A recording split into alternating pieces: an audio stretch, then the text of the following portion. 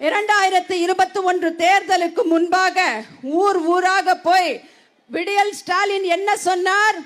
ஸ்டாலின் தான் வராரு, விடியல் தர போறாரு என்று பேசினார். இப்போ அனைத்து பெண்களும் மகளிரும் தமிழ்நாட்டில் என்ன கேட்கிறார்கள் தெரியுமா? ஸ்டாலின் எங்க போனாரு, உப்பு போட்டு தின்றாரா என்ற கேள்விதான் இன்றைக்கு அனைத்து மகளிரிடமும் தமிழ்நாடு முழுவதும் இருக்கிறது. எல்லா ஊரிலும் விடியல் தருவேன் விடியல் தருவேன் என்று கூறினான் முத்துவேல் கருணாநிதி ஸ்டாலின் என்று பதவியேற்றுக் கொண்டாரே. இன்றைக்கு மக்கள் அனைவரும் என்ன தெரியுமா சொல்கிறார்கள்? விக்கு என்றால் மக்கு, மக்கு என்றால் விக்கு. தத்தி ஸ்டாலின், விடிந்தும் விடியாத எதற்கும் லாயக்கற்ற விக்கு விடியல் ஸ்டாலின் என்று கூறிக்கொண்டிருக்கிறார்கள். உலக மகா உத்தமி, கலியுக கண்ணகி கனிமொழி, எங்கிருந்தாலும் மேடைக்கு வா. உனக்கு வெக்கம், மானம், சூடு, சொரணை இருந்தால் தமிழ்நாட்டில் 2021க்கு முன்பாக ஊர் ஊரா போய் என்ன கூறினாய்? தமிழ்நாட்டில் இளம் விதவைகள் அதிகமாகி விட்டார்கள், இன்றைக்கு கள்ளச்சாராயமும் கஞ்சாவும் பெருகிவிட்டது என்று வாய் கூசாமல் பேசினாயே.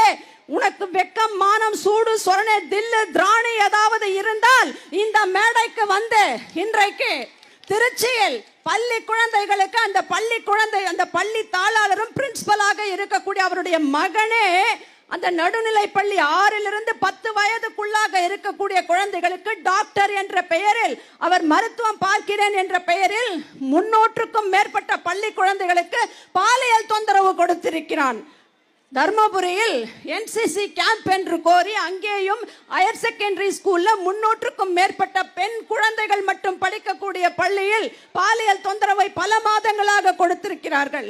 இங்கே சென்னையில் இருக்கக்கூடிய கல்லூரியில் ஒரு ப்ரொஃபசர் வளர்ந்த இளம் பெண்களுக்கு பாலியல் தொல்லை கொடுத்திருக்கிறார். முந்தானேத்து நம்முடைய சென்னை உயர் நீதிமன்றமே கண்டித்திருக்கிறது.